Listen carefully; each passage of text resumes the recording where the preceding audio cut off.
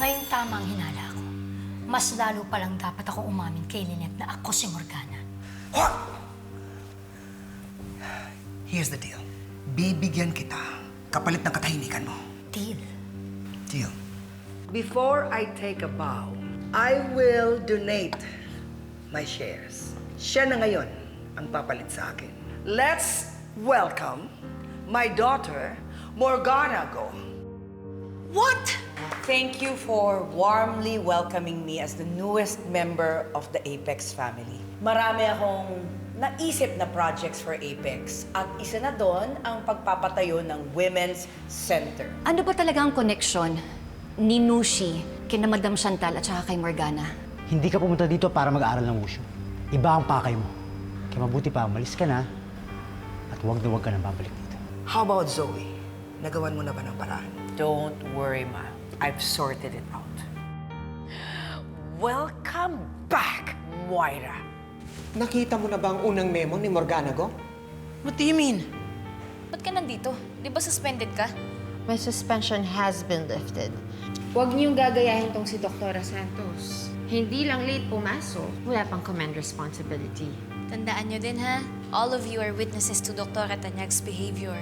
Mas importante na mabuti kayong mga tao kaysa magaling lang kayong doktor. Excited po akong makatrabaho kayo. Mga sip-sip.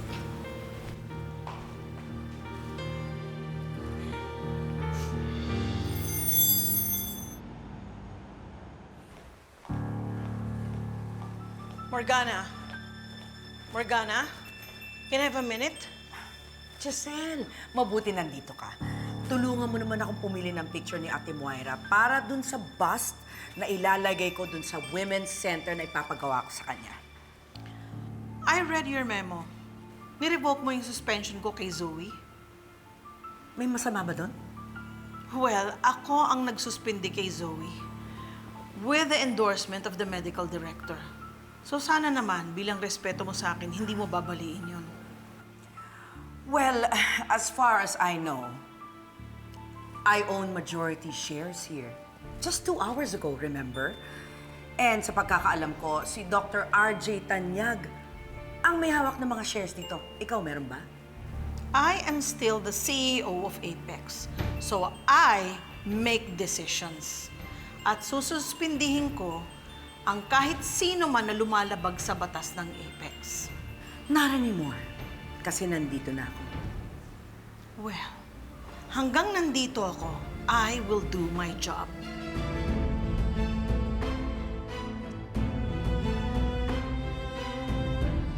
Oh, and about the pictures? Kahit na anong picture ni Moira, pangit. Kasi magkamukha kayo, di ba?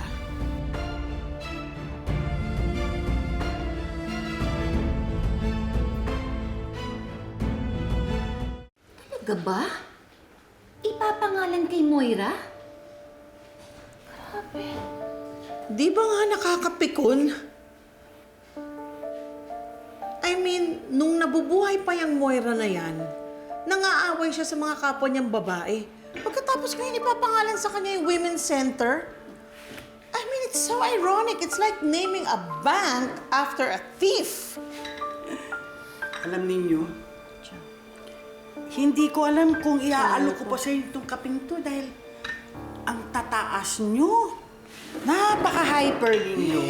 Eh kasi naman, Chang, nakakainis naman po talaga yung ginawa ng Morgana na yun.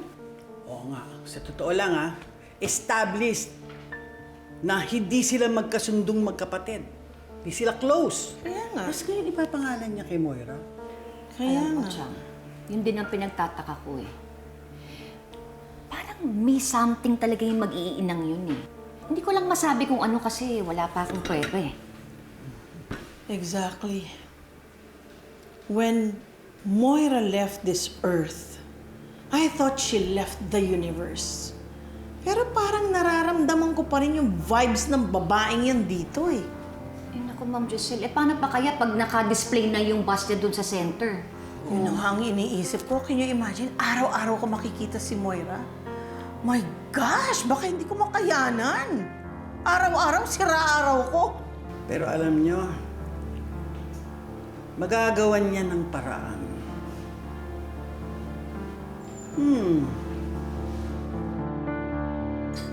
Nay, saglit lang po, kukuhanan po namin kayo ng BP, ha? Ma'am, meron lang po kayong mga fill up na forms po pagka-BP po natin sa kanya. Sige po. Saglit lang, Mars. Pasuyin po. Salamat. Nurse Karen, ano nangyayari? Ma'am, si Dr. Zoe Tanyag po. Anong nangyari kay nanay? Dok, sobrang sakit po kasi ng ulo niya. Nilalagnat siya, mawawala, tapos babalik din. Tapos yung sakit po ng ulo niya hindi nawawala. Dok, baka po kinukulam yung lola ko. Sa tribo kasi namin, gaway yung tawag doon. Sabi niya po kasi parang tinutusok daw yung ulo niya sa sakit. No, hindi totoo yung kulam. May problema sa nanay kaya sumasakit yung ulo niya at nilalagnat siya. Aalamin natin yun, ipapa-MRI natin siya. Alam mo kung yan ang paniniwala mo, mas lalong lalala yung sakit ni nanay.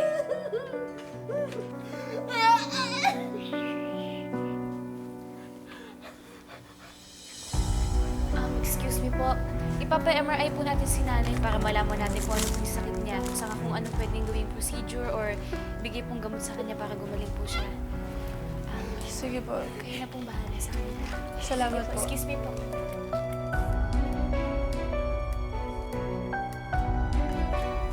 Ba't naman ganun mo kausapin yung pasyente?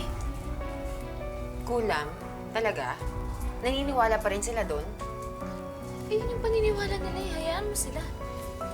Bakit pa nangingialam ka na naman? Zoe, pag nilayasan tayo ng mga pasyente natin, sasabihin ko talaga na dahil sa mga ginagawa mo kaya sila umaalis. Talaga? Kaya mong gawin yun? Oo, kaya ko. Dare me.